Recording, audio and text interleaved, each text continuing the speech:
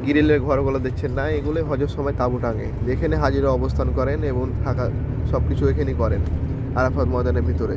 এখন পুরোটাই ফাঁকা থাকে, কেন হজের মৌসুম ছাড়া তো এখানে কোনো লোক সমাবেশও হয় না, তাই তাঁবুগুলো খুলে রেখে দেয় এবং হজের সময় এলে আবার পরিপুটি করে থাকার ব্যবস্থা করে দেয়। দেখেন না, শত শত ঘর ফাঁকা পড়ে আছে এভাবেই, শুধু হজের মৌসুমে এই জায়গাগুলো পরিপূর্ণ থাকে মানুষে। এটাই আরাফাত ময়দানে অবস্থান করছি আমরা, আরাফাত ময়দানের জায়গা। আমাদের সাথে অনেক হাজি আছে, দেখতে পারেন আমাদের ভিডিওর মধ্যে আছে। আমরা হাজিদের নিয়ে ঘোরার চেষ্টা করছি সবগুলো জায়গা যেগুলো আমাদের ইসলামের মধ্যে আছে, সব কিছু জায়গাগুলো আমরা পরিদর্শন করাচ্ছি হাজিদের নিয়ে। আপনারা আমাদের ভিডিও দেখতে থাকেন এবং পাশে থাকেন এরকম নিত্য নিত্য ভিডিও পাওয়ার জন্য, ইনশাআল্লাহ। নিম গাছ।